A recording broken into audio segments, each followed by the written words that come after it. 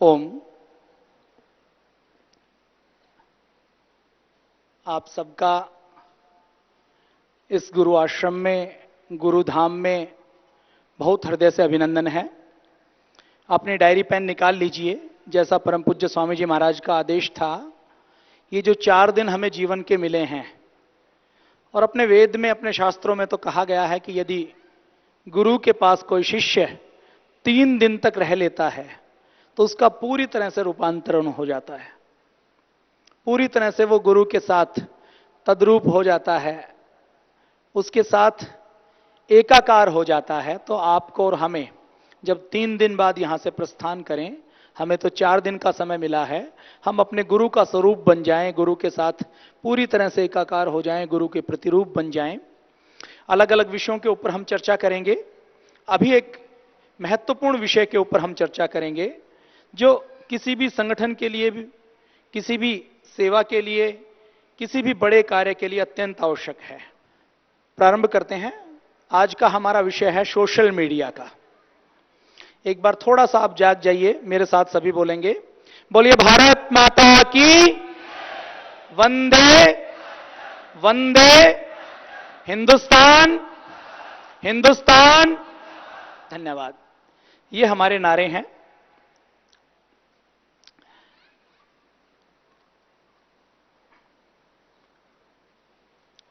Social media, आप सब परिचित हैं। आजकल की दुनिया में 2 दुनिया एक साथ काम करती हैं, एक वर्चुअल वर्ल्ड, एक हमारा रियल वर्ल्ड, एक आभासी दुनिया, एक सचमुच की दुनिया। और आपको जानकर आश्चर्य होगा कि आने वाले समय में आभासी दुनिया का, वर्चुअल वर्ल्ड का हमारे ऊपर ज्यादा प्रभाव रहेगा। आज आप और हम सब लोग किसी न किसी रूप में इंटरनेट का प्रयोग करते हैं, सोशल मीडिया का प्रयोग करते हैं।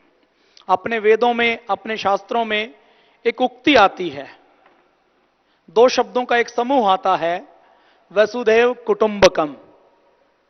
उस वसुधैव कुटुंबकम को हमारे ऋषियों ने जो सपना देखा था, उन्होंने तो नैतिकता के आधार पर, चरित्र के आधार पर, संस्कारों के आधार पर पूरे संसार को एक समझना, एक मानना, एक करना, पूरे जगत का कल्याण करना इस उक्ति के रूप में देखा था। अगर केवल सूचना की दृष्टि से देखा जाए, आदान प्रदान की दृष्टि से देखा जाए, संपर्क और संवाद की दृष्टि से देखा जाए, तो आज इंटरनेट और सोशल मीडिया एक ऐसा माध्यम है जिसने हमारे ऋषियों की इस उक्ति को संपर्क संवाद के मामले में साबित कर दिया। वसुधैव कुटुंबकम, इस उक्ति को उन्होंने साबित करते हुए आज हम में से प्रत्येक व्यक्ति के पास वो ताकत है, वो संसाधन है, विज्ञान ने इतनी उन्नति कर ली है कि वो एक संदेश को, चाहे वो शब्दों का समूह है, चाहे चित्रों का समूह है, चाहे आपके वीडियो का समूह है, वो आप दुनिया के किसी भी कोने में 1 सेकंड में पहुंचा सकते हैं। पुराने जमाने में यदि किसी को यूएस से यूके जाना होता था, विदेश में जाना होता था, गांधी जी जब बैरिस्टर की पढ़ाई करने के लिए लंदन में गए थे तो उस समय उनको 6 महीने की समुद्री यात्रा करनी पड़ी। स्वामी विवेकानंद ने जो शिकागो में भाषण दिया था, वो भाषण केवल 4 मिनट का है। कुछ शब्दों का समूह, कुछ विचार उसके अंदर थे। उस विचार और उस शब्दों के समूह को देने के लिए उनको 1 साल की यात्रा करनी पड़ी। तब वो अमेरिका गए और अमेरिका जाकर उन्होंने अपने कुछ विचार लोगों के सामने रखे। तो पुराने जमाने में एक स्थान से दूसरे स्थान कुछ विचारों को पहुंचाने के लिए 6 महीने का समय, 1 साल का समय लगता था, वो भी तब जब यातायात के साधन हो। उसके बाद आपने देखा होगा कि सूचनाओं का आदान प्रदान करने के लिए कहीं कोई चिट्ठी भेजी जाती थी तो उसके लिए विशेष रूप से घुड़सवार रखे जाते थे, या कबूतरों का प्रयोग किया जाता था कि अपने कुछ विचारों को पहुंचाना है तो तेज गति से घुड़सवार, एक घोड़ा दौड़ते हुए 12 घंटे तक वहां चलेगा, वहां उसको दूसरा व्यक्ति मिलेगा, वो उस संदेश को लेकर आगे पहुंचेगा। उसके बाद डाक व्यवस्था का जन्म हुआ। आप कोई चिट्ठी लिखें तो वो 7 दिन के अंदर, 10 दिन के अंदर, 15 दिन के अंदर पहुंच जाती थी। उसके बाद 1876 में उससे पहले 1876 से पहले टेलीग्राम का आविष्कार किया गया। टेलीग्राम के माध्यम से हमारे कुछ शब्द, गिने चुने शब्द, ध्वनि संकेतों के रूप में, साउंड वेव के रूप में एक स्थान से दूसरे स्थान पर पहुंचाए जाने लगे। उसके बाद टेलीफोन का आविष्कार हुआ, उसके बाद रेडियो का आविष्कार किया गया, उसके बाद टीवी का आविष्कार किया गया। पहले टीवी एंटीना से चलता था, यहां के वातावरण से चलता था। उसके बाद सैटेलाइट टीवी का आविष्कार किया गया, सैटेलाइट फोन का आविष्कार किया गया। उसके बाद हमारे पास मोबाइल फोन आया, और मोबाइल फोन से भी पहले एक वस्तु आई थी, आपको ध्यान हो, पेजर हमारे पास आया। पेजर में हम कुछ शब्द लिखते थे, तो वो जो पेजर यंत्र होता था उसके ऊपर क्लिक करके वो आ जाते थे कि कोई एक छोटा संदेश हम करना चाहते हैं। जैसे मोबाइल में केवल आप एसएमएस का प्रयोग करें तो वो पेजर का रूप था। उसके बाद मोबाइल का स्वरूप आया, और आज मोबाइल में हमारे पास सुविधा है कि हम किसी से चाहें तो वीडियो चैट कर सकते हैं, चाहें तो ऑनलाइन यूट्यूब पर अपना ये जो कार्यक्रम है, फेसबुक खोलें तो इस कार्यक्रम को आप लाइव कर सकते हैं। कोई एक भाई कर लेगा, इस कार्यक्रम को लाइव कर लेगा, अपनी अपनी आईडी से कर सकता है। तो ये सारी ताकत हमें दी, ये सारी ताकत हमें मिली इंटरनेट के माध्यम से, सोशल मीडिया के माध्यम से। सोशल मीडिया क्या ताकत है, इसका किस प्रकार से हमें प्रयोग करना है। आज यदि वर्तमान में हम बात करें तो किसी भी संगठन, किसी भी संस्थान की जो शक्ति होती है वो मुख्य रूप से उसके अंदर 4 बल होते हैं। पहला बल होता है नैतिक बल, नैतिक ताकत, नैतिक शक्ति। दूसरा बल होता है आर्थिक बल, आर्थिक ताकत, आर्थिक शक्ति, आर्थिक संसाधन। और उसका तीसरा बल होता है सामाजिक ताकत, सामाजिक बल, लोगों से जुड़ाव, लोगों की शक्ति, सामाजिक स्वीकार्यता। और उसके बाद चौथा जो बल है वो विद्या का बल, ज्ञान का बल होता है। आज पूरी दुनिया में आपका संगठन, आपका परिवार, भारत स्वाभिमान ऐसा है जिसके पास ये चारों बल हैं। नैतिक बल है, देश के 130 करोड़ लोग हमारे ऊपर भरोसा करते हैं। आर्थिक बल है, आज देश के लोगों ने 1 रुपए से लेकर 1000 रुपए, 1 लाख रुपए, 1 करोड़ रुपए तक हमें दान दिया, और ये संस्थान हमने खड़ा किया। और आज स्वदेशी के आंदोलन के माध्यम से देश का यह संस्थान आर्थिक रूप में भी बड़ी सेवा करने का कार्य कर रहा है।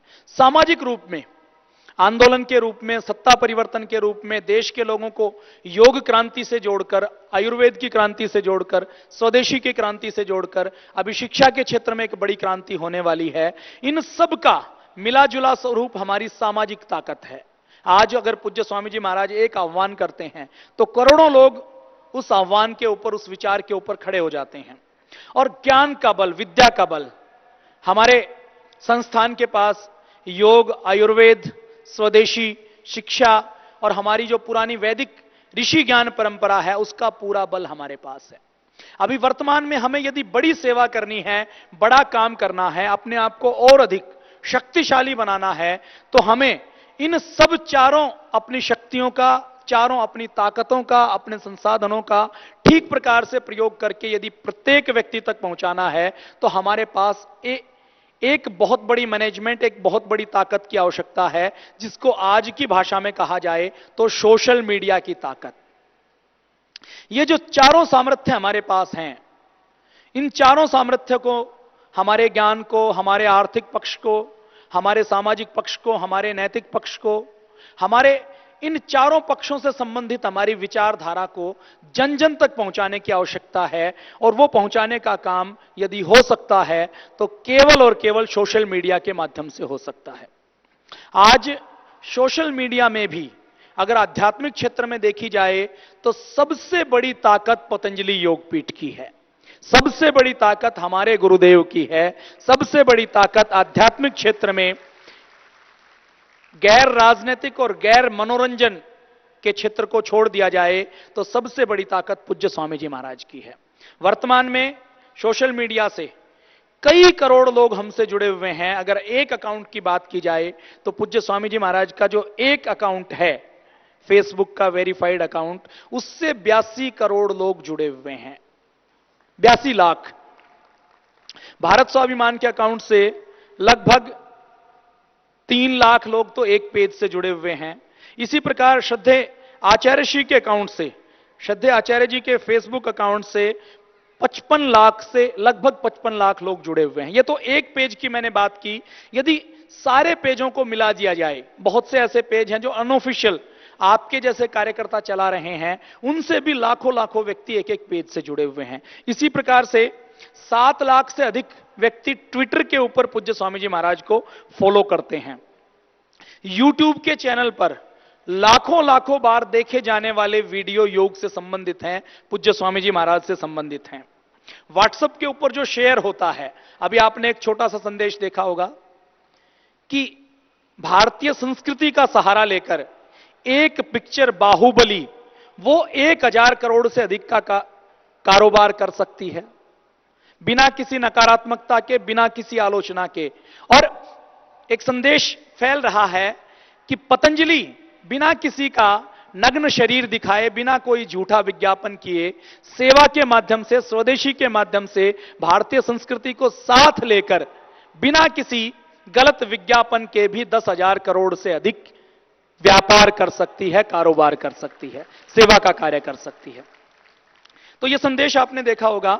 आज व्हाट्सएप के ऊपर भी करोड़ों की संख्या में पतंजलि के विचार, पतंजलि की विचारधारा, पूज्य स्वामी जी महाराज, श्रद्धेय आचार्य जी के संदेश प्रचारित और प्रसारित होते हैं, शेयर किए जाते हैं। तो अभी करोड़ों की संख्या में लोग हमसे जुड़े हुए हैं। हमारा आगे उद्देश्य क्या है, योजना क्या है? आज यदि बात की जाए, सामाजिक राजनीतिक क्षेत्र में ऐसे बहुत से व्यक्ति हैं, व्यापारिक क्षेत्र में ऐसी बहुत सी मल्टीनेशनल कंपनियां हैं जो हमारे अभियान से डरी हुई हैं, सहमी हुई हैं। वो हमें शत्रु की दृष्टि से देखती हैं। वो पूज्य स्वामी जी महाराज को वैसे लाइक नहीं करते, क्योंकि उनको लगता है कि स्वामी जी महाराज हमारा नुकसान कर रहे हैं। जो पूज्य स्वामी जी महाराज को अपने राजनीतिक आग्रहों के कारण, अपने नुकसान के कारण डिसलाइक भी करते हैं, वो भी पूज्य स्वामी जी महाराज को फेसबुक के ऊपर, सोशल मीडिया में लाइक करते हैं, ताकि देख सकें, जान सकें कि पूज्य स्वामी जी महाराज क्या कर रहे हैं। आज यदि पूरी दुनिया की बात की जाए तो पूरी दुनिया की 30% आबादी, लगभग 200 करोड़ लोग किसी ना किसी रूप में फेसबुक से, ट्विटर से, सोशल मीडिया से, इंटरनेट से जुड़े हुए हैं। और यदि भारत की बात की जाए तो भारत में आज की हम बात करें, भारत में इंटरनेट का प्रारंभ हुआ और भारत में इंटरनेट के प्रारंभ होने के बाद से आज यदि हम बात करें तो आज भारत में लगभग 40 करोड़, लगभग 35 से 40% आबादी ऐसी है जो सोशल मीडिया का प्रयोग करती है, इंटरनेट का प्रयोग करती है, फेसबुक और ट्विटर का प्रयोग करती है। फेसबुक की बात की जाए तो अकेली फेसबुक का प्रयोग करने वालों की संख्या भारत में लगभग 12-13 करोड़ है। और यह अनुमान लगाया जाता है कि ये जून का ये साल जब बीतेगा तो इस साल के बीतते बीतते लगभग 70 करोड़ लोग मोबाइल से, कंप्यूटर से, फेसबुक से, ट्विटर से, सोशल मीडिया से और इंटरनेट का प्रयोग करने वाले बन जाएंगे। आज यदि अखबारों की टोटल सर्कुलेशन देखा जाए, पूरी प्रचार प्रसार की संख्या देखा जाए तो वो इंटरनेट और सोशल मीडिया से कई गुना कम है। अपने भारत देश में लगभग 200 से अधिक सक्रिय टीवी चैनल हैं जो हर सैटेलाइट के ऊपर, हर डिस्ट्रीब्यूशन के नेटवर्क पर उपलब्ध हैं। वो भी अगर बात की जाए तो वो भी कुछ करोड़ लोगों तक पहुंच रखते हैं, वो भी देश के 70 करोड़ लोगों तक पहुंच नहीं रखते। तो ये सोशल मीडिया में हम क्या हैं, हमें क्या करना है, किस प्रकार से करना है, इसके बारे में आज हम बातचीत करेंगे। सोशल मीडिया के अलग अलग रूप हैं। सोशल नेटवर्किंग, जैसे आप व्हाट्सएप का प्रयोग करते हैं, ट्विटर का प्रयोग करते हैं, फेसबुक का प्रयोग करते हैं, ऐसे ही ब्लॉगिंग, किसी साइट के ऊपर अपने विचार रखते हैं, उसके ऊपर लोग उसको पढ़ते हैं और उसके ऊपर कमेंट्स करते हैं। इसी प्रकार सोशल मीडिया में पॉडकास्ट एक साइट है जिसमें आप अपने विचार साझा कर सकते हैं। विकिपीडिया, जहां पर किसी भी चीज की जानकारी आप ले सकते हैं। फोरम, किसी एक विषय के ऊपर, किसी एक टॉपिक के ऊपर विचार साझा किए जाते हैं, अलग अलग अपने मत रखे जाते हैं। कंटेंट कम्युनिटी जैसे YouTube है, ये वीडियो के कंटेंट की कम्युनिटी है, इसके ऊपर वीडियो शेयर किए जाते हैं। इसी प्रकार micro blogging, Twitter micro blogging site है जिसमें कुछ शब्दों में, थोड़े से शब्दों में अपने विचार हम शेयर करते हैं और वो दूसरे लोगों तक पहुंचते हैं। दूसरे लोगों के विचारों को हम आगे प्रचारित प्रसारित कर सकते हैं, उनको लाइक कर सकते हैं। आज सोशल मीडिया के माध्यम से हम सबको ताकत मिली है। आज हम यदि बात करें, रेडियो को जन जन तक पहुंचने में 48 साल का समय लगा, टीवी को जन जन तक पहुंचने के लिए 14 साल का समय लगा, इंटरनेट को एक एक व्यक्ति तक पहुंचने के लिए प्रचारित प्रसारित होने तक 4 साल का समय लगा पॉपुलर होने में। रेडियो जब बना और आम आदमी की पहुंच में आया तो उसको 48 साल लगे। टीवी जब बना और टीवी आपके घरों में आया, सामान्य घरों में, तो उसको 14 साल लगे। इंटरनेट को 4 साल लगे। और फेसबुक एक ऐसी इंटरनेट में सोशल मीडिया का प्लेटफॉर्म है जो 9 महीने में जहां उसको लॉन्च किया गया, वहां सक्रिय लोगों की पहुंच में जन जन तक वो पहुंच गया था।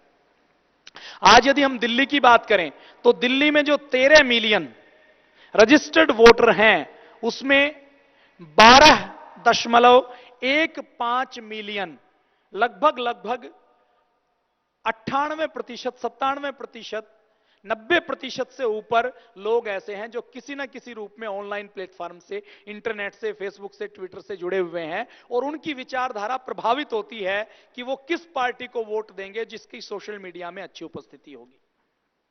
अभी आपने देखा होगा कि ये सोशल मीडिया का प्रारंभ क्या हुआ। आज पूज्य स्वामी जी महाराज को आप सुनते हैं तो पूज्य स्वामी जी महाराज सबसे अधिक बल यदि किसी चीज पर देते हैं तो वो बल देते हैं विचारों पर। पूज्य स्वामी जी महाराज कहते हैं कि एक विचार मनुष्य के जीवन को बदल सकता है। पूज्य स्वामी जी महाराज कहते हैं कि एक अच्छा विचार हमारे जीवन को बदल सकता है और एक अच्छा आहार हमारे शरीर को बदल सकता है। इसी प्रकार एक बुरा विचार हमारे जीवन को नष्ट कर सकता है। एक बुरा आहार का एक कण हमारी शरीर की कोशिकाओं को खराब कर सकता है, अंगों को खराब कर सकता है, हमें कैंसर का रोगी बना सकता है। पारा आपने नाम सुना है? पारे का यदि एक कण आपके शरीर के अंदर चला जाए तो आपके शरीर का जो विसर्जन तंत्र है उसको बाहर नहीं निकाल सकता। वो शरीर के जिस कण में चला जाएगा उस कण को खराब कर देगा, उस अंग को, उस कोशिका को खराब कर देगा। तो पूज्य स्वामी जी महाराज सबसे अधिक महत्व विचारों को देते हैं। महाकवि तुलसीदास का नाम आपने सुना होगा। तुलसीदास जी एक सामान्य आपकी तरह, हमारी तरह व्यक्ति थे। एक बार उनकी पत्नी ने उनको झकझोरा। जब उनकी पत्नी मायके गई और उनको अपनी पत्नी की याद आई, पत्नी मायके गई, उसी दिन शाम तक वो रह नहीं पाए और शाम को पत्नी की याद में जब रात को याद आई तो गंगा को पार करके जाने लगे। गंगा में नाव ले जाने के लिए कोई नाविक तैयार नहीं था, बारिश हो रही थी, गंगा उफान पर थी। तो नाविक ने मना कर दिया तो भी उन्होंने संकल्प लिया कि मैं तो जाऊंगा। तैरना शुरू किया। रास्ते में एक लक्कड़ मिला, उसके ऊपर चढ़ गए, नाव पार करके गए, पत्नी के घर में गए। पत्नी के घर में पत्नी ऊपर वाले कमरे में थी, घर के पीछे से गए, रस्सी को पकड़कर ऊपर आए। और जब ये बात उन्होंने अपनी पत्नी को बताई और जब ये बताया कि मैं गंगा को पार कर रहा था, जिसको मैंने लकड़ी समझा था वो तो बहता हुआ कोई शव था और जिस रस्सी को पकड़कर मैं ऊपर आया हूं वो सांप था। और जब उसकी पत्नी ने कहा, एक विचार दिया कि जितनी प्रीति तुम मुझसे करते हो, जितना प्यार तुम मुझसे करते हो, उतना प्यार यदि भगवान से करो तो तुम्हें भगवान मिल जाएंगे। उस एक विचार ने उस सामान्य तुलसीदास को, तुलसीराम कोई भी नाम उनका रहा होगा, उसको महाकवि बना दिया, रामचरितमानस का रचयिता बना दिया। कालिदास का नाम आपने सुना होगा। कालिदास जी को बचपन में महामूर्ख कहा जाता था। उस कालिदास ने जब एक विचार सुना, वो जिस पेड़ पर बैठे थे उसी पेड़ को काट रहे थे, एक व्यक्ति ने कहा कि तुम गिर जाओगे, तो कालिदास जी ने संकल्प, जब उन्होंने कहा कि मैं तो डाली को पकड़े हुए हूं, मैं नहीं गिर सकता, वो आदमी आगे चला गया। थोड़ी देर बाद जब उन्होंने उसी डाली को काटा और वो गिर गए तो उनके मन में, दिमाग में बत्ती जली। उनके मस्तिष्क में जागरण हुआ कि इस व्यक्ति को पहले कैसे पता लगा। वो दौड़ते दौड़ते गए और उस व्यक्ति ने कहा कि सबके अंदर बुद्धि है, सबके अंदर ज्ञान है, तुम यदि जाग जाओगे, तुम यदि अभ्यास करोगे तो तुम भी विद्वान बन सकते हो। एक विचार ने उस मूर्ख बालक को महाकवि कालिदास बना दिया। महर्षि वाल्मीकि की कहानी आपने पढ़ी होगी।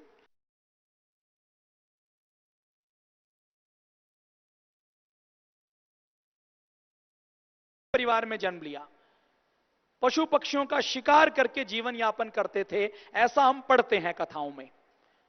सामान्य तौर पर रोज करते थे, लेकिन एक विचार उस समय उनके मन में आया जब उन्होंने क्रौंच पक्षी का जो एक जोड़ा था उसमें से एक को जब तीर लगा और उनका क्रंदन उन्होंने सुना, तो उस क्रंदन ने जो विचार पैदा किया उससे उन्होंने तीर तलवार छोड़ दी, शिकार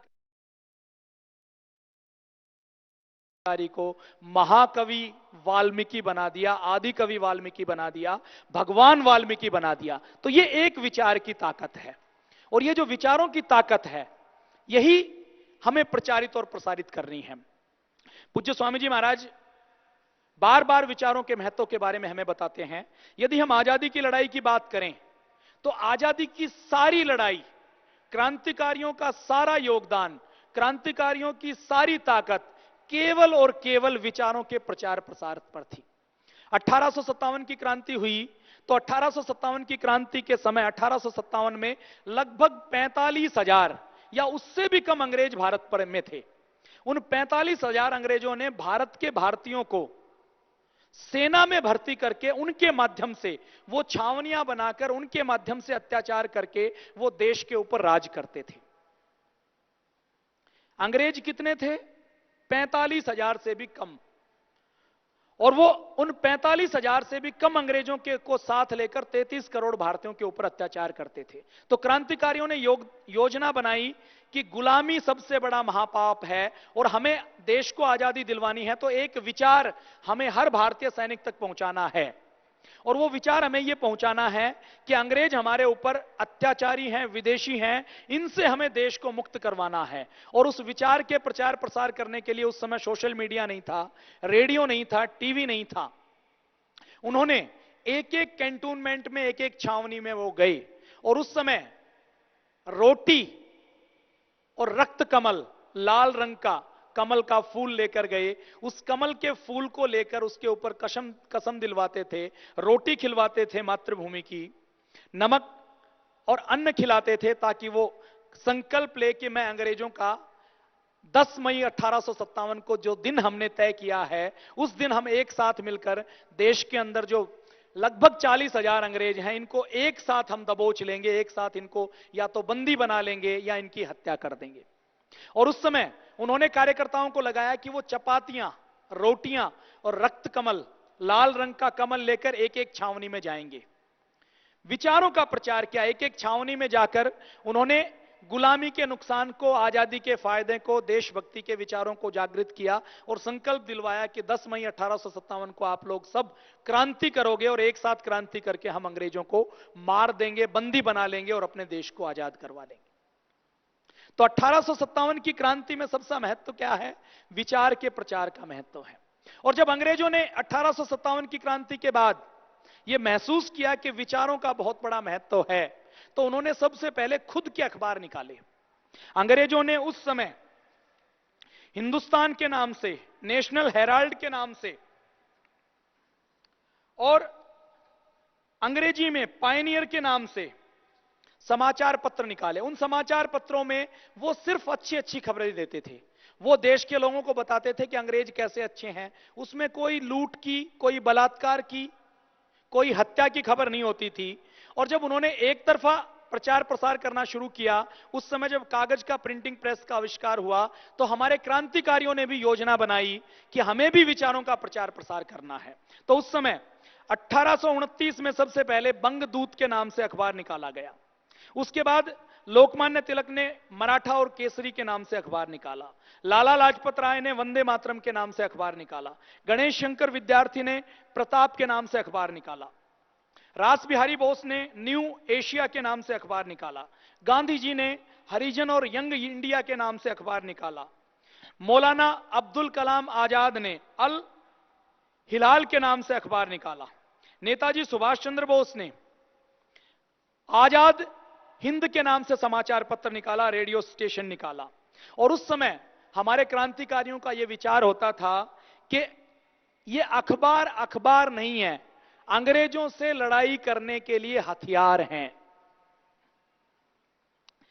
तो इस विचारधारा के साथ हमारे क्रांतिकारियों ने अखबार निकाला। और उस समय अखबार निकालना कितना मुश्किल होता था, आप अंदाजा लगा लीजिए कि उस समय यदि हमारे क्रांतिकारी कोई एक पेज का पत्रक भी छापते थे तो उस पत्रक को छापने के लिए प्रिंटिंग मशीन, प्रिंटिंग के जो अक्षर पहले जोड़ जोड़ के जो प्रिंटिंग करते थे, कंप्यूटराइज प्रिंटिंग नहीं होती थी, ऑफसेट प्रिंटिंग होती थी, फर्मा बनाकर प्रिंटिंग की जाती थी।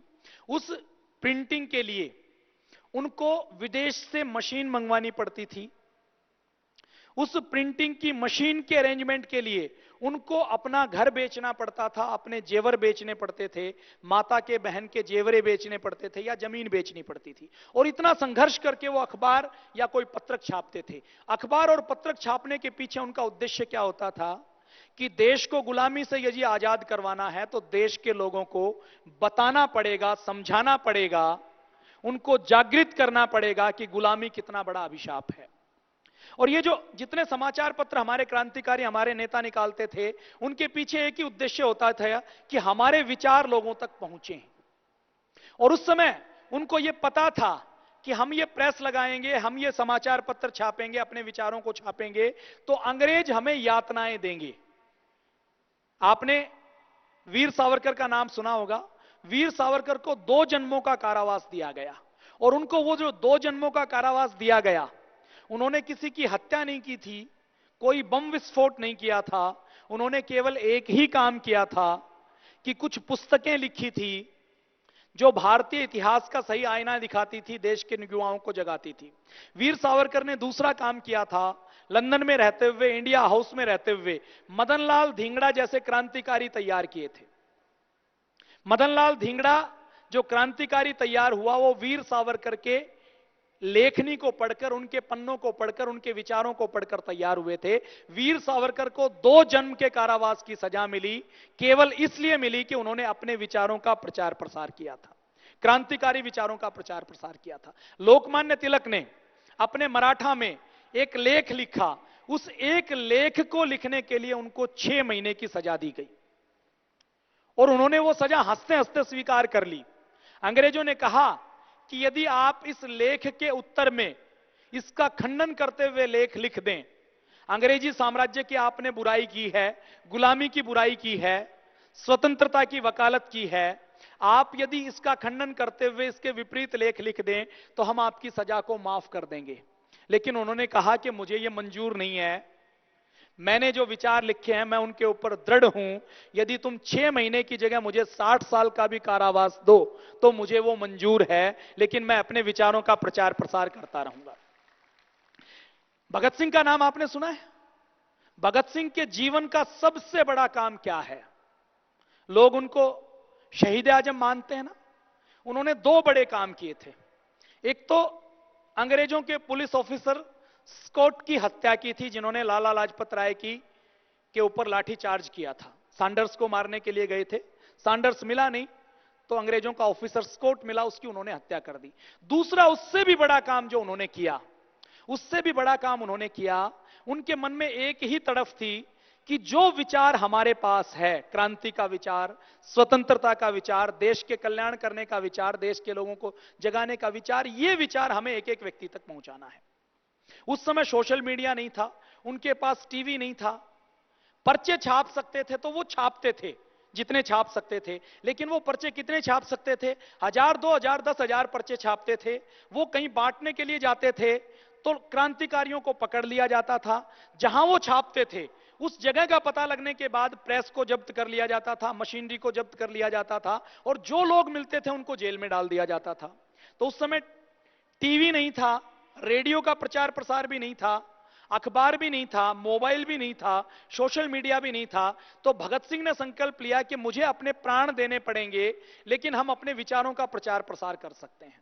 तो उन्होंने योजना बनाई कि उस समय की जो असेंबली हॉल था दिल्ली का, जो आज संसद भवन है, उसमें उन्होंने योजना बनाई कि हम एक बम फेंकेंगे, एक धमाका करेंगे और उसके साथ ये जो हमारे पर्चे हमारे पास कुछ 100 की मात्रा में हैं, ये देश के लोगों तक यदि पहुंचाने हैं तो वो पर्चे हम वहां पर फेंकेंगे, पर्चे लोगों को पढ़ाएंगे, लोगों को सुनाएंगे और जब हम वहां पर धमाका करेंगे तो पूरे देश के अखबारों को हमारा वो पर्चा छापना पड़ेगा, हमारा बयान छापना पड़ेगा, हमारे विचार छापने पड़ेंगे और केवल यहां पर नहीं, पूरी दुनिया में इनका प्रचार प्रसार होगा, पूरी दुनिया को पता लगेगा कि अंग्रेज कितने अत्याचारी हैं।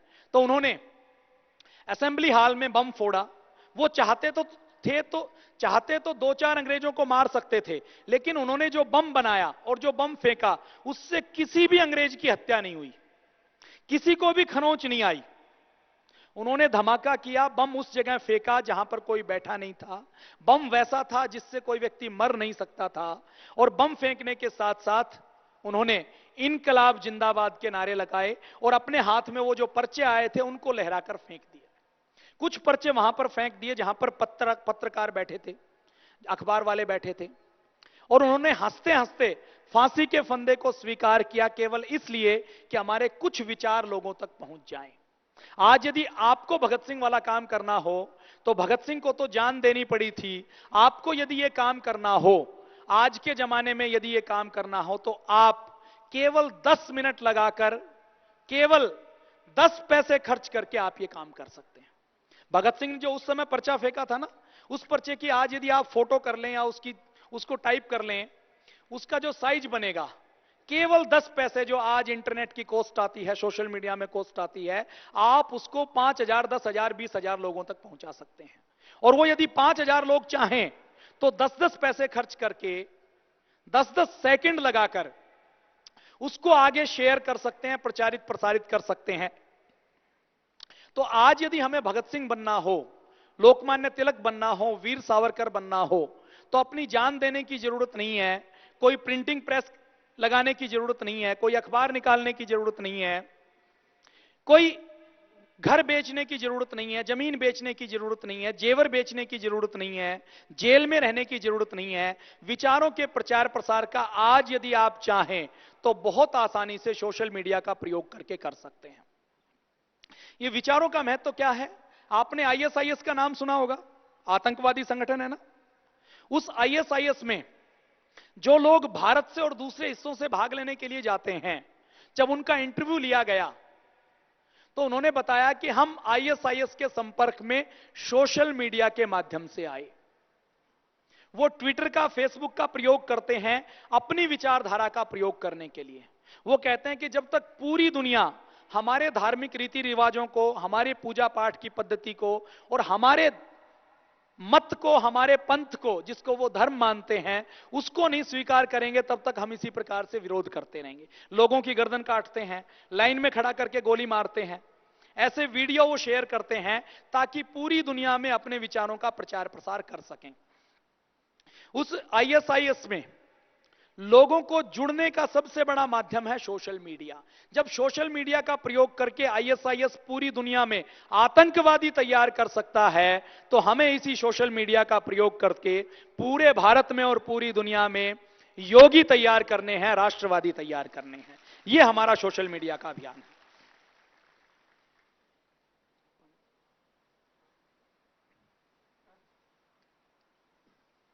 और 1857 में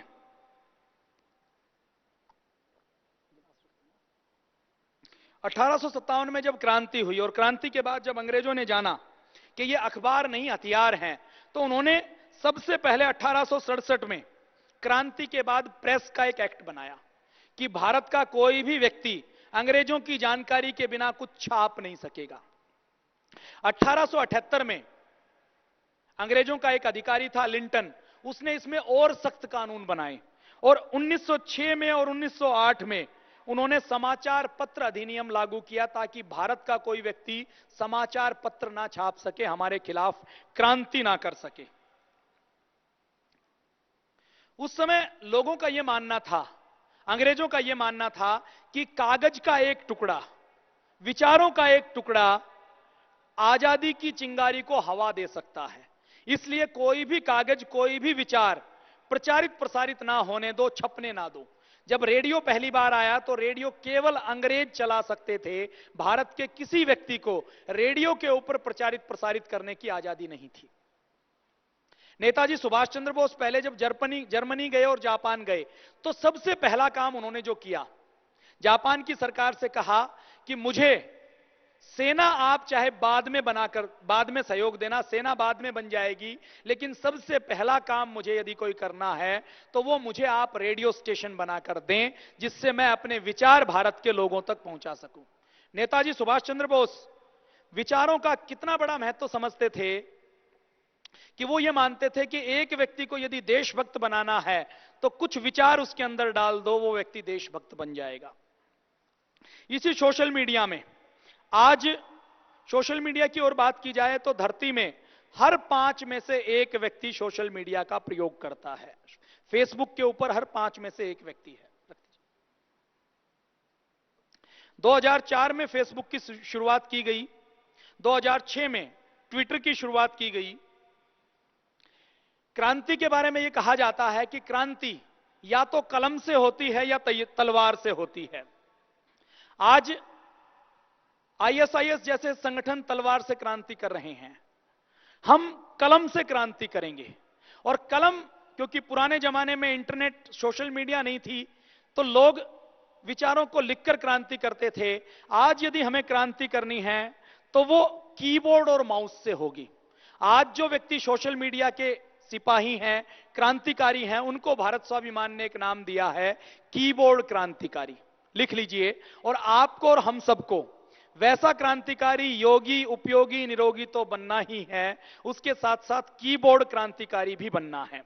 अब हम बात करते हैं, दुनिया में यदि हम क्रांतियों की बात की जाए तो विचारों पर आधारित होकर तो क्रांतियां हुई हैं।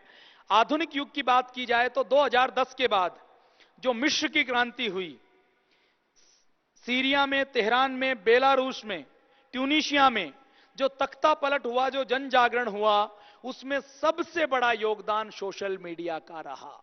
आज दुनिया में जितने तानाशाह हैं वो करोड़ों रुपए इस बात के ऊपर खर्च करते हैं ताकि उनके देश में सोशल मीडिया के माध्यम से उनके खिलाफ कोई बगावत ना हो, कोई उनके खिलाफ विचार का प्रचार प्रसार ना हो। अपने भारत में सोशल मीडिया 15 अगस्त 1995 में आया और मैं तो यह मानता हूं जैसे 15 अगस्त 1947 को आजादी मिली, 15 अगस्त 1995 में यदि इंटरनेट भारत में आया, सोशल मीडिया का प्लेटफॉर्म हमें मिला, तो यह हमें दूसरी आजादी मिली है अपने विचारों का प्रचार प्रसार करने के लिए। और कई देशों में तो, दुनिया के देशों में ऐसा माना जाता है जैसे बिजली का अधिकार, पानी का अधिकार, खाने का अधिकार, दवाइयों का अधिकार, बोलने का अधिकार, जीने का अधिकार जैसे मौलिक अधिकार हैं, वैसे ही कई देशों में तो इंटरनेट को मौलिक अधिकारों की श्रेणी में रखा गया है कि यदि किसी व्यक्ति ने उनके देश में जन्म लिया है तो उसको इंटरनेट का प्रयोग करने की आजादी होनी ही चाहिए। तो हम सोशल मीडिया की बात कर रहे थे। सोशल मीडिया में हम क्या कर सकते हैं? अभी तक हमने बात की सोशल मीडिया का महत्व क्या है, विचारों का महत्व क्या है, देश की और हमारी क्रांतियों में सोशल मीडिया का किस प्रकार से योगदान रहा है। यदि सोशल मीडिया की ताकत की हम बात करें तो अभी पिछले दिनों आपने देखा होगा कि सोशल मीडिया पर एक न्यूज वायरल हुई। पूज्य स्वामी जी महाराज की अनशन की फोटो लोगों ने लगाई, एक एक्सीडेंट गाड़ी की फोटो लगाई और सोशल मीडिया में, फेसबुक पर, ट्विटर पर, व्हाट्सएप के ऊपर शेयर होना शुरू हुआ।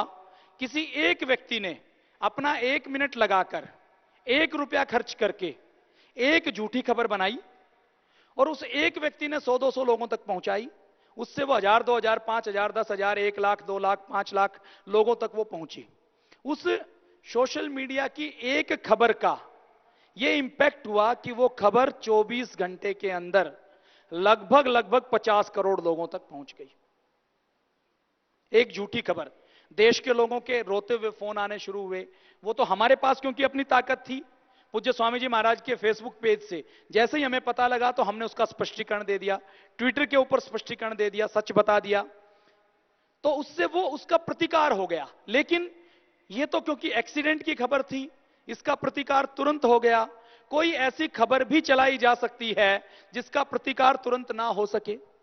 तो इसमें हमें क्या करना है? हमें सोशल मीडिया में सबसे बड़ी ताकत बनना है, जिससे कोई भी हमारे देश, धर्म, संस्कृति, हमारी विचारधारा के विपरीत विचारों का प्रचार प्रसार ना करे, कोई षड्यंत्र ना कर सके, और यदि कोई करता है तो हम उसका उत्तर दे सकें, उसका प्रतिकार कर सकें। तो इस सोशल मीडिया से हम सबको जुड़ना है और दूसरों को जोड़ना है। एक बड़ी ताकत हमें सोशल मीडिया की खड़ी करनी है। इस सोशल मीडिया की हम बात करें तो सोशल मीडिया में सबसे पहला प्लेटफॉर्म है जिसकी हम बात करें तो वो है फेसबुक पर। फेसबुक जिसकी हम आज चर्चा करें तो अपने भारत के लगभग 10 करोड़ लोग फेसबुक का प्रयोग करते हैं।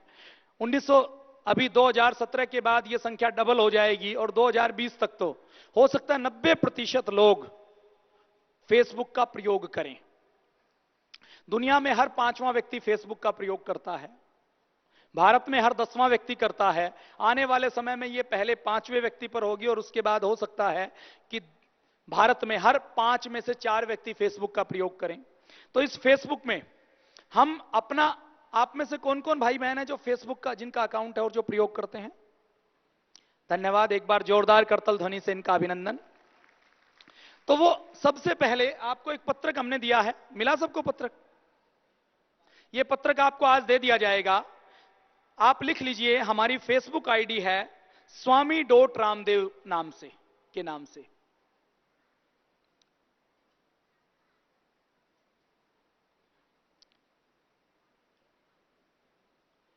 स्वामी.रामदेव के नाम से आप फेसबुक में सर्च करेंगे तो पूज्य स्वामी जी महाराज के नाम से कई पेज खुलेंगे। उसमें जो वेरीफाइड अकाउंट है, जिसके ऊपर ठीक का, सही का, राइट का निशान फेसबुक की ओर से वेरीफाइड किया गया है, उसको आप लाइक करें। दूसरे किसी अकाउंट को करना चाहें तो कर सकते हैं, लेकिन ऑफिशियल अकाउंट वही है। आज जैसा मैंने बताया कि लगभग 82 लाख लोग पूज्य स्वामी जी महाराज से सीधे सीधे एक पेज से फेसबुक से जुड़े हुए हैं, और टोटल अगर बात की जाए तो 2 करोड़ से अधिक लोग पूज्य स्वामी जी महाराज के फेसबुक के अलग अलग पेजों से जुड़े हुए हैं। इसी प्रकार श्रद्धेय आचार्य जी का फेसबुक पेज बना हुआ है। आचार्य बालकृष्ण जी के नाम से श्रद्धेय आचार्य जी का फेसबुक पेज है, जिसके ऊपर योग, आयुर्वेद, जड़ी बूटियों से संबंधित सारी जानकारी दी जाती है। पूज्य स्वामी जी महाराज के फेसबुक अकाउंट से रोज जो उनका वीडियो होता है वो लाइव किया जाता है। आप कहीं भी हैं, आप टीवी के पास नहीं है, आपको वीडियो देखना है, लाइव योग का कार्यक्रम देखना है, तो आप फेसबुक के ऊपर लाइव देख सकते हैं। आप योग की कक्षा लगाते हैं तो आप अपनी योग की कक्षा को लाइव कर सकते हैं। आपने योग की कोई गोष्ठी की कोई कार्यक्रम किया तो उसकी फोटो आप फेसबुक के ऊपर शेयर कर सकते हैं। तो आपको संस्थान के जो फेसबुक के पेज बने हुए हैं, इसी प्रकार भारत स्वाभिमान ट्रस्ट का फेसबुक का एक पेज अलग से बना हुआ है, युवा भारत का नाम फेसबुक का पेज अलग से बना हुआ है, आचार्य कुलम का फेसबुक का पेज अलग से बना हुआ है, किसान पंचायत का फेसबुक का पेज अलग से बना हुआ है, पतंजलि आयुर्वेद का फेसबुक का पेज अलग से बना हुआ है। तो ये फेसबुक के अपने पेज हैं। इसके अलावा आप देखेंगे कि जो संस्थान के अन्य वरिष्ठ लोग हैं, जो आपके राज्य प्रभारी हैं, जिला प्रभारी हैं, आपका जिला, आपका राज्य, आपकी तहसील, आपकी कक्षा, इनके भी आप फेसबुक के पेज बना सकते हैं, और यदि पहले से बने हुए हैं तो उनको भी आप लाइक कर सकते हैं, उनसे भी आप जुड़ सकते हैं। संगठन में जो वरिष्ठ पदाधिकारी हैं, कई बार कुछ सूचनाएं ऐसी होती हैं जो ऑफिशियल पेज से नहीं जा सकती, वो पूज्य स्वामी जी महाराज और श्रद्धेय आचार्य जी के पेज से नहीं जा सकती। कोई ऐसी बात है जो वो कहें तो अच्छा नहीं लगेगा, उनके मर्यादा के अनुकूल नहीं होती, उनके मुंह से कहने वाली नहीं होती, तो कुछ जानकारी आपको अपने राज्य प्रभारी, केंद्रीय प्रभारी के फेसबुक के पेज से मिलेगी, तो आप उनको भी फॉलो कर लें।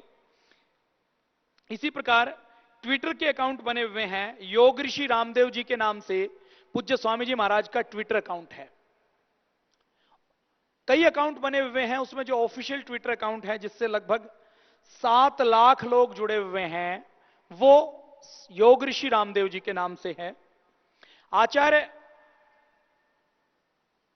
अंडरस्कोर बालकृष्णा के नाम से श्रद्धेय आचार्य जी का ट्विटर अकाउंट है।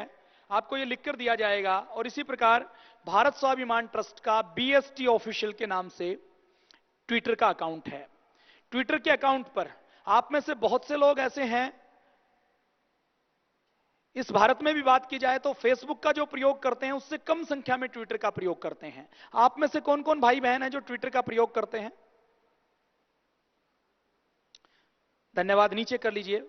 फेसबुक का प्रयोग करने वालों की संख्या यदि 100 है तो ट्विटर का प्रयोग करने वालों की संख्या 15-20 है। तो आप में से जो लोग फेसबुक का प्रयोग करते हैं उनको एक संकल्प लेना है कि आज शाम तक आपको अपना ट्विटर का अकाउंट भी बनाना है। आप खुद उसका प्रयोग करना चाहें या ना चाहें, आप बहुत अधिक सक्रिय हो ना हो, तो आप अपने ट्विटर को फेसबुक के साथ लिंक कर सकते हैं। फेसबुक पर जो शेयर करेंगे ट्विटर के ऊपर चला जाएगा और अपने ट्विटर अकाउंट से आप अपने सारे ऑफिशियल जो पेज है, पूज्य स्वामी जी महाराज का जो अकाउंट है, आचार्य श्री का अकाउंट है, संगठन का अकाउंट है, उनको जरूर आप ट्विटर के ऊपर फॉलो कर लीजिए। और एक काम आपको करना है, देखिए, जो आज से पहले अगर 20 साल पहले की बात की जाए तो समाचार पत्र जो छापते थे वो देश की राजनीति में मुद्दा बनता था। मतलब समाचार पत्र के संपादकों के दिमाग में जो चलता था वो विचार देश के लोगों के साथ जाता था, वो मुद्दा बनता था। वो चाहते उस मुद्दे को उठाते थे, वो चाहते वही शब्दों का प्रयोग होता था, वही विचारों का प्रयोग होता था। आज से लगभग 15 वर्ष पहले जब सैटेलाइट टीवी आया, न्यूज चैनल आए, तो इन विगत 20 वर्षों में समाचार पत्र से पहले 1992 में पहली बार सैटेलाइट टीवी आया, उसके बाद बहुत से न्यूज चैनल आए। न्यूज चैनल ये तय करते थे कि मुद्दा क्या होगा। आज से अगर 4-5 साल पहले की बात की जाए तो 4-5 साल पहले भी आपको याद होगा जब ऐश्वर्या राय की शादी हुई, देश में किसान मर रहे थे भूख से, अकाल पड़ा हुआ था, बाढ़ आई हुई थी, तो समाचार चैनल मुद्दा किसको बनाते थे? ऐश्वर्या राय के लहंगे को बनाते थे कि वो लहंगा किसने बनाया, कितने रुपए का बना, कितने किलो का बना, देखने में कैसा लगता है, उसको ऐश्वर्या राय कैसे पहनेगी। बना कि नहीं बना? एक लड़का बोरवेल में गिर गया, 24 घंटे सारे समाचार पत्र उस गड्ढे के ऊपर केंद्रित रहे जैसे देश में और कोई समस्या ही ना हो। उनके साथ संवेदना है, उनको निकाला जाना चाहिए। और आर्मी अपना काम कर रही थी, प्रशासन लगा हुआ था, लेकिन यह घटना बताती है देश में कितने लोग रोज गिरते हैं, कितने बच्चों की किडनैपिंग होती है, कितने बच्चों की हत्याएं होती हैं, अपहरण होते हैं, कितने बच्चों के अंग निकाल लिए जाते हैं। वो मुद्दे नहीं बने। मुद्दा क्या बना?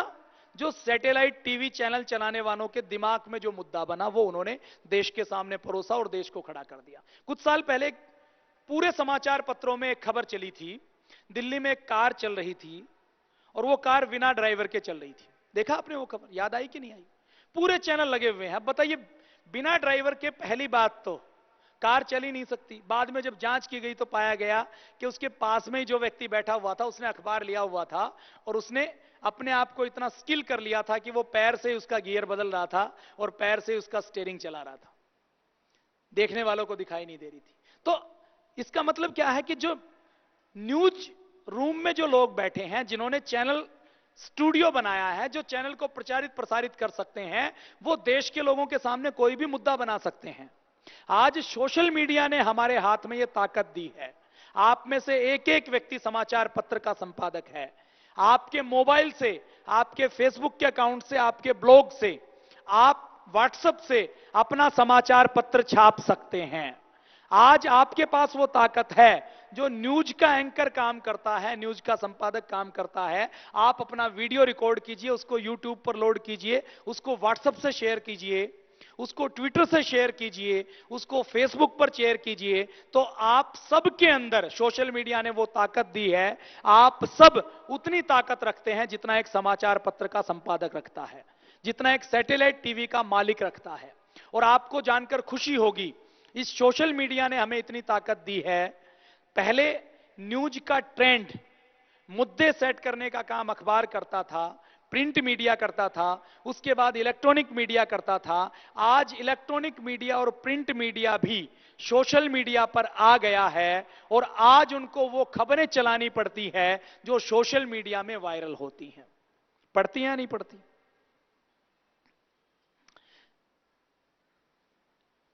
आपने देखा होगा कि पहले मीडिया हमें दिखाता था कि कश्मीर के जवानों को पत्थर मारे जा रहे हैं, पैलेट गन चलाई जा रही हैं, उसको मुद्दा बनाता था।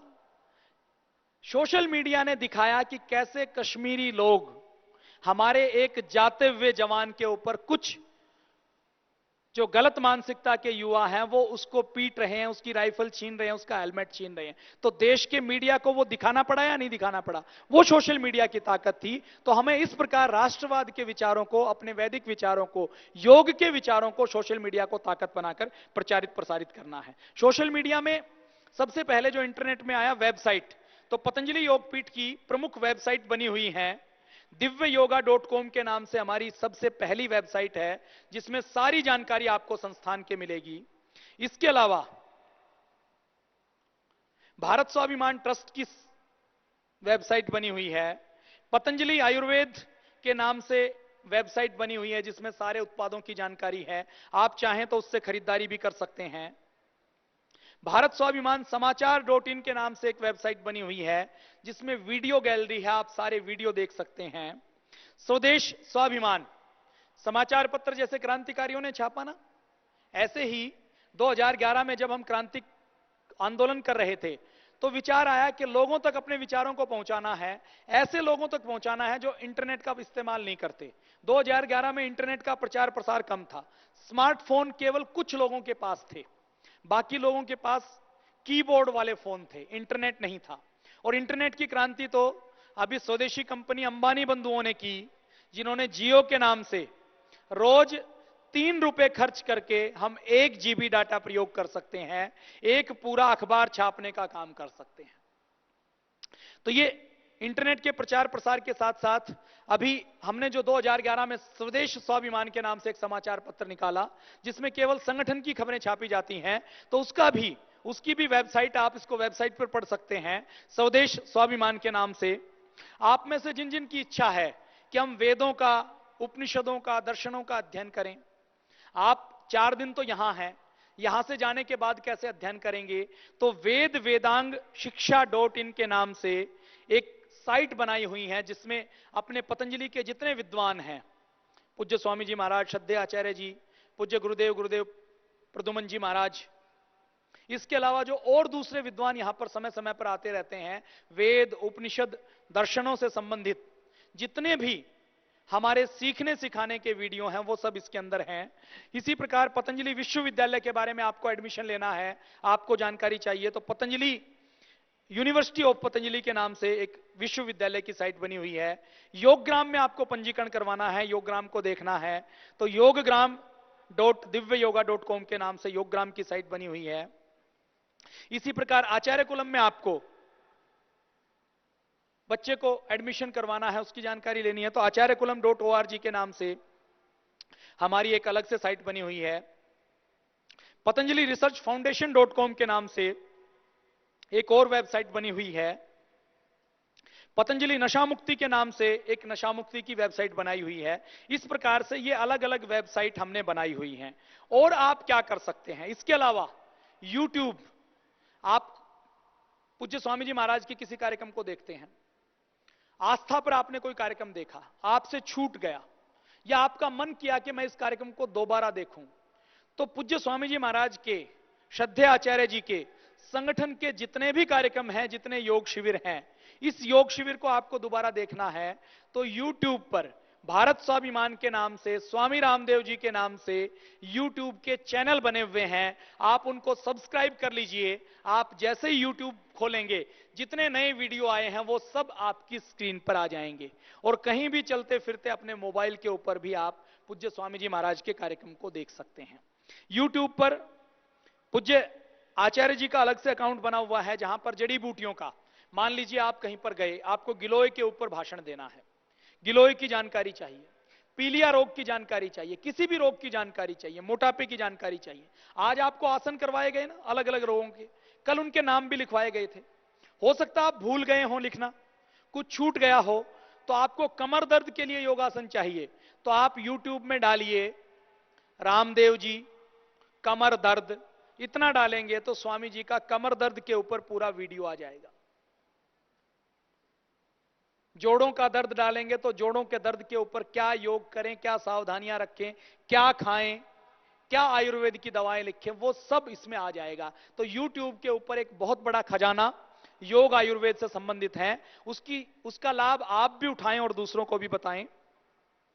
इसी प्रकार से व्हाट्सएप के ऊपर भी हमने ग्रुप बनाए हुए हैं, पूज्य स्वामी जी और श्रद्धेय आचार्य जी का ग्रुप बना हुआ है, उसका नंबर भी हम आपको दे देंगे।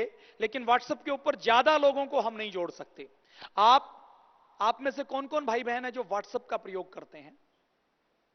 बहुत धन्यवाद, एक बार इन सब के लिए जोरदार करतल ध्वनि। आप में से जो जो भाई बहन व्हाट्सएप का प्रयोग करते हैं वो एक संकल्प ले लीजिए कि आपको केवल व्हाट्सएप का प्रयोग नहीं करना, फेसबुक और ट्विटर का भी प्रयोग करना है। दूसरा एक संकल्प और ले लीजिए कि व्हाट्सएप के ऊपर आप कम से कम जितने आपके कांटेक्ट हैं, और नहीं है तो और कांटेक्ट को जोड़ लीजिए, जितने ग्रुप में आप जुड़े हुए हैं उन ग्रुप में आप कोई ना कोई योग से या आपके पतंजलि से संबंधित, आपकी विचारधारा से संबंधित कोई फोटो, कोई वीडियो, कोई पैराग्राफ जरूर भेजेंगे। आपके फैमिली के कुछ ग्रुप बने हुए होंगे, आपके कार्यालय के, व्यापार के, आपके बाहर आपके मित्रों के कुछ ग्रुप बने हुए होंगे। उन ग्रुपों में हो सकता है कुछ लोग ऐसे हों जो पतंजलि से नहीं जुड़े हों, तो उनमें आप अपने पतंजलि के योग के विचारों को जरूर आपको भेजना है। रोज एक संकल्प ले लीजिए कि मुझे 2 घंटा तो अपने लिए योग करने और करवाने के लिए निकालना है। और दिन में लंच करने के बाद, माताएं बहनें खाना बनाने के बाद जो दोपहर का समय है जिसमें सास बहू के सीरियल देखते हैं, उसमें, या हमारे जो भाई जो विद्यार्थी यहां पर आए हैं वो स्कूल कॉलेज के समय में मेट्रो में जाते हुए, रास्ते में जाते हुए, रेलवे स्टेशन पर वेट करते हुए, कहीं कुछ और वेट करते हुए, खाली समय में संकल्प ले लीजिए कि 15 मिनट से आधा घंटा जरूर मैं सोशल मीडिया के ऊपर लगाऊंगा। अपने संगठन के स्वामी जी आचार्य जी के फेसबुक पेज पर जो आया है उसको शेयर करूंगा। ट्विटर के ऊपर जो ट्वीट हुए हैं उनको, ट्वीट को लाइक और रीट्वीट करूंगा। इसके साथ साथ अपने व्हाट्सएप के ऊपर जो विचार आए हैं उन अच्छे विचारों को व्हाट्सएप पर कम से कम 500 व्यक्तियों को रोज भेजूंगा। यदि आपने यह संकल्प ले लिया तो पूरे भारत को हम वैसा भारत बना देंगे जैसा सपना पूज्य स्वामी जी महाराज देखते हैं। और यदि हमने यह संकल्प ले लिया, देखिए आज स्वदेशी का प्रचार प्रसार करने के लिए विदेशी कंपनियां अपने उत्पादों का प्रचार प्रसार करने के लिए करोड़ों रुपए का बजट बनाती हैं। हिंदुस्तान यूनिलीवर जो 30,000 करोड़ का कारोबार करती है वो कई हजार करोड़ रुपए केवल ऐड करने में खर्च करती है। अखबार में, प्रिंट मीडिया में, यूट्यूब में, सोशल मीडिया में, डिजिटल मीडिया जिसको बोला जाता है, वो कई हजार करोड़ रुपए खर्च करके जो काम करती है उस काम को हम निशुल्क कर सकते हैं केवल सोशल मीडिया के माध्यम से, यदि हम संकल्प ले लें कि हम कम से कम 500 व्यक्तियों तक अपने विचारों को जरूर पहुंचाएंगे। इसी प्रकार ट्विटर और सोशल मीडिया के बाद यूट्यूब के बारे में हमने बातचीत की। हमारी एक पत्रिका आती है योग संदेश के नाम से, आपको यदि वो पत्रिका पढ़नी है तो आप उसको मंगवा सकते हैं। उस पत्रिका को यदि ऑनलाइन पढ़ना हो तो divyyoga.com पर पिछले महीने की पत्रिका हर भाषा की ऑनलाइन उपलब्ध रहती है, आप उसको पढ़ सकते हैं। इसी प्रकार से सोशल मीडिया में और आप क्या कर सकते हैं? सोशल मीडिया में और आप कर सकते हैं, आप में से किसी को कोई लोकल भाषा आती है, उस लोकल भाषा में आप, हमने जो यहां से पूज्य स्वामी जी महाराज जो बोलते हैं वो हिंदी में बोलते हैं, हमारे पोस्टर, हमारे वीडियो, हमारी सामग्री वो हिंदी या अंग्रेजी में होती है। आप उसको अपनी लोकल भाषा में ट्रांसलेट करें, लोकल भाषा में अपना एक वीडियो बनाएं और उसको व्हाट्सएप के ऊपर, ट्विटर के ऊपर, यूट्यूब के ऊपर, फेसबुक के ऊपर आप शेयर कर सकते हैं। आप में से कोई अनुवाद जानता है तो वो अनुवादक का काम कर सकता है। आप में से कोई ग्राफिक डिजाइनिंग जानता है तो हमने जो पोस्टर बनाया, मान लीजिए हिंदी भाषा में बनाया, उसी पोस्टर को आप री एडिट करके उसको अपनी लोकल लैंग्वेज में बना दें और उसको लोकल लैंग्वेज में लोगों तक पहुंचा दें। आप और क्या कर सकते हैं? आपने किसी समाचार पत्र में कोई नकारात्मक खबर देखी जिसमें पूज्य स्वामी जी के बारे में, हमारे संगठन के बारे में, योग के बारे में, आयुर्वेद के बारे में, स्वदेशी के बारे में हमारी जो वैदिक विचारधारा है उसके बारे में यदि कोई नकारात्मक षड्यंत्र है, नकारात्मक खबर है, नकारात्मक टिप्पणी है, तो उसका विरोध कीजिए, उसका उत्तर दीजिए। किसी समाचार पत्र ने नकारात्मक खबर छापी तो उसको ईमेल कीजिए, उसको पोस्ट कार्ड लिखिए। वो खबर यदि सोशल मीडिया में है, इंटरनेट पर है, तो हर खबर के नीचे कमेंट्स देने की जगह होती है। उसमें कमेंट्स दीजिए कि मैं आज से, आपने क्योंकि ये गलत समाचार प्रकाशित किया है, गलत खबर छापी है, मैं आज के बाद आपके समाचार पत्र का बहिष्कार करूंगा। शब्दों का खेल कैसे होता है, मैं आपको एक उदाहरण देता हूं।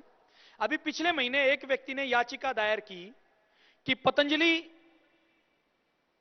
के ऊपर रोक लगाई जाए, ये अपने डिब्बों के ऊपर, अपने लेबल के ऊपर पतंजलि का प्रयोग करते हैं।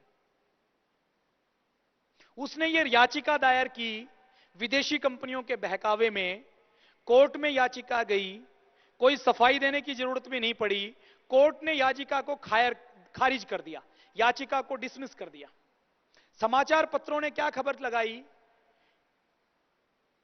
कि हाई कोर्ट से पतंजलि को मिली राहत। खबर क्या होनी चाहिए कि पतंजलि के खिलाफ हाई कोर्ट ने याचिका खारिज की। खारिज करना और राहत देना, दोनों शब्दों का फर्क आप समझते हैं? अभी पिछले दिनों पूज्य स्वामी जी महाराज लंदन में गए।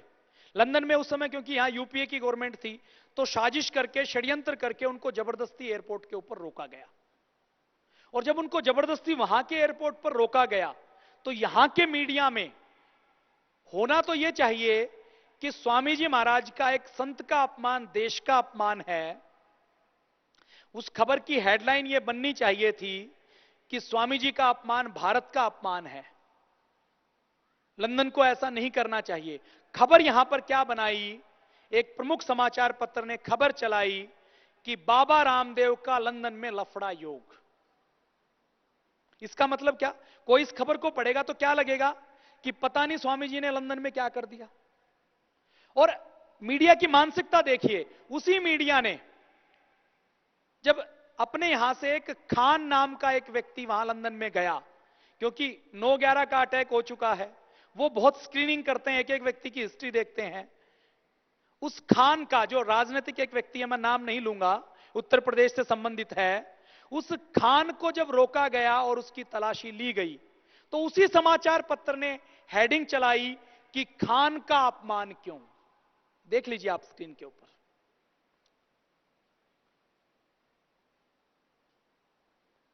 दिखाई दे रहा है?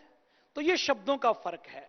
जब हमने 2014 में आंदोलन किया, हम 1 लाख व्यक्ति जब रामलीला मैदान में इकट्ठे होते थे, अपनी जान देने के लिए इकट्ठे होते थे, तो हमारे आंदोलन को दबाने के लिए, कुचलने के लिए खबर बनाई जाती थी कि आंदोलन में बाबा रामदेव के भक्तों की रामलीला।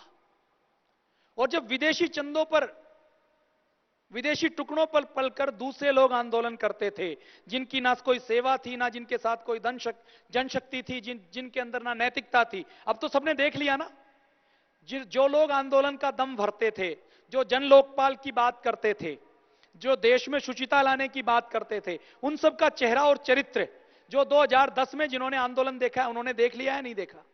5 साल में उनकी हकीकत देश के सामने आ गई कि उन्होंने क्या सेवा की, क्या षड्यंत्र किया, कैसे आंदोलन को दबाने के लिए नकली आंदोलन खड़ा किया गया। उनके लिए हेडिंग चलाई जाती थी। यदि उनके 4 लोग एनजीओ वाले मोमबत्ती लेकर निकलते थे तो हेडिंग बनाई जाती थी, पूरा भारत उतरा सड़कों पर, पूरा भोपाल उतरा सड़कों पर, पूरा देश इकट्ठा हुआ इंडिया गेट पर। हेडिंग चलती थी कि नहीं चलती थी? जेल के बाहर जो ड्रामा हुआ, इंडिया गेट पर जो ड्रामा हुआ, वो सब आप देखते हैं। तो ये जो इलेक्ट्रॉनिक मीडिया और प्रिंट मीडिया है, इसमें कुछ अच्छे लोगों को छोड़कर बाकी लोग हमारे खिलाफ चलेंगे। और इनका उत्तर यदि हमें देना है तो वो केवल हम सोशल मीडिया के माध्यम से दे सकते हैं। और वो तभी होगा जब आप में से एक एक व्यक्ति सोशल मीडिया का प्रयोग करेगा और कीबोर्ड क्रांतिकारी बनेगा। आप और क्या कर सकते हैं? आपको कोई गलत खबर दिखाई दे तो उसका प्रतिरोध करें। आपको कोई नेगेटिव खबर दिखाई दे तो जहां से आपके पास आए उसको तुरंत उत्तर दें कि नहीं, यह खबर ठीक नहीं है। और आप क्या कर सकते हैं? आपको जो विचार अच्छे लगे, जो वीडियो अच्छे लगे, जो कैप्शन अच्छे लगे, जो पैराग्राफ अच्छे लगे, कोई किसी को योग से लाभ हुआ है, पतंजलि में आपने क्या देखा, किस किस प्रकार की सेवा हो रही है, उसका अपना अनुभव लिखें, उसको अधिक से अधिक प्रचारित प्रसारित करें। हमारा उद्देश्य है इस वर्ष के अंत तक 2 करोड़ लोगों को सीधे सीधे पूज्य स्वामी जी महाराज के एक अकाउंट के साथ जोड़ना, और आने वाले समय में 2 वर्षों के अंदर 100 करोड़ लोगों को अपने इस भारत स्वाभिमान के आंदोलन से, अपने पतंजलि के अभियान से जोड़ना। यह काम हमें करना है, और यह काम हो सकता है सोशल मीडिया के माध्यम से। अब आप में से जो लोग प्रयोग नहीं करते, उनके मन में एक विचार आता है कि मैं सोशल मीडिया का प्रयोग नहीं करता, यह बहुत मुश्किल है। उनसे पूछें कि क्यों नहीं करते आप, तो वो कहते हैं जी हमें कंप्यूटर नहीं आता। तो पहली बात, सोशल मीडिया का प्रयोग करने के लिए कंप्यूटर की जरूरत नहीं है। दूसरी, उनसे अगर हम पूछते हैं तो वो कहते हैं कि सोशल मीडिया का प्रयोग करने के लिए, मोबाइल को चलाने के लिए अंग्रेजी की जरूरत पड़ती है। फेसबुक को, ट्विटर को चलाने के लिए, मोबाइल इंटरनेट को चलाने के लिए किसी भी प्रकार के अंग्रेजी की जरूरत नहीं पड़ती। आप में से जो व्हाट्सएप का प्रयोग करते हैं, क्या व्हाट्सएप का प्रयोग करने के लिए कंप्यूटर आना जरूरी है क्या? कितना करना है? आजकल तो हिंदी की टाइपिंग के टूल हैं, आप हिंदी बहुत अच्छे से टाइप कर सकते हैं कि नहीं कर सकते?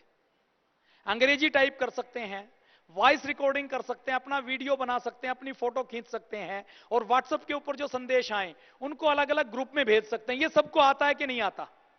ये मुश्किल है या आसान है? जब आपने शुरू शुरू में शुरू किया होगा तो व्हाट्सएप भी आपको मुश्किल लगा होगा। मैं आपको याद करवाऊं, आज से 20 साल पहले जब आप रंगीन टीवी का प्रयोग नहीं करते थे, तो रंगीन टीवी का रिमोट आपको बहुत मुश्किल लगता था। जब शुरू शुरू में आप मोबाइल का प्रयोग नहीं करते थे, और शुरू में जब कीबोर्ड वाला मोबाइल आया, नंबरों वाला मोबाइल, उसको चलाने में भी आपको दिक्कत होती थी, आपको लगता था कि यह बहुत मुश्किल होगा। शुरू शुरू में जब टीवी आया तो टीवी को चलाने के लिए भी एक व्यक्ति सिखाने के लिए आता था। आज घर का 2 साल का बच्चा अपने आप टीवी का रिमोट चलाता है। उसको अंग्रेजी नहीं आती, उसको कंप्यूटर नहीं आता, वो आपका मोबाइल आपसे अच्छा चलाता है कि नहीं चलाता? फोटो भी खींचता है, वीडियो भी बनाता है, अपना गेम भी लगा लेता है। तो इतना ही आसान है। और जो नहीं करते वो एक बार हाथ खड़ा करेंगे, उनको आज संकल्प लेना है। इस सोशल मीडिया शिविर का यही लाभ है, आज आपको अपने किसी साथी से 1 घंटा सीखना है, और इस 1 घंटे में आपको व्हाट्सएप का प्रयोग करना सीखना है। जो व्हाट्सएप का प्रयोग करते हैं वो फेसबुक का अपना अकाउंट बनाएंगे, ट्विटर का अपना अकाउंट बनाएंगे, और आज से प्रयोग करना शुरू करेंगे। एक बार हाथ खड़ा कीजिए, कौन कौन करेंगे? फेसबुक, ट्विटर और व्हाट्सएप हमारा हर कार्यकर्ता प्रयोग करेगा। यह हर कार्यकर्ता के लिए आवश्यक है। आपकी जो लिखित परीक्षा होगी उसमें भी यह सवाल पूछा जाएगा, और आपको प्रमाण पत्र तभी मिलेगा जब आप इसका प्रयोग करना शुरू कर देंगे। तो हाथ खड़ा कीजिए कि मैं संकल्प लेता हूं, और यह काम हमें 1 महीने में नहीं करना, 1 साल में नहीं करना, 1 हफ्ते में नहीं करना, आज ही सीखना है। और जो जानते हैं उनको कंजूसी नहीं करनी, उनको सबको बताना है। किसी से भी पूछ लीजिए, कोई मना नहीं करेगा कि आप करते हैं तो मुझे एक बार थोड़ा सा बता दीजिए, मेरा अकाउंट बना दीजिए, मेरा ट्विटर का अकाउंट बना दीजिए, मेरा फेसबुक का अकाउंट बना दीजिए। करेंगे ना? तो आज आपको संकल्प लेना है कि सोशल मीडिया का प्रयोग आप सब करेंगे।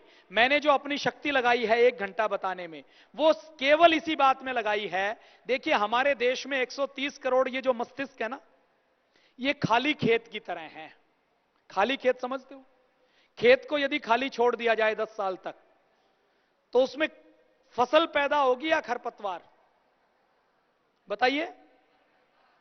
ये जितने मस्तिष्क हैं इस देश के, 130 करोड़ मस्तिष्क हैं, उसमें या तो आईएसआईएस वाले अपने विचारों के बीज बोएंगे और देश के लोगों को आतंकवादी बनाएंगे, या फिर आप उन मस्तिष्क के अंदर, उन दिमागों के अंदर, उन खाली दिमागों के अंदर, उन खाली खेतों के अंदर अच्छे विचारों के बीज बो दीजिए, तो वो राष्ट्रवादी और योगी निरोगी देशभक्त बन जाएंगे।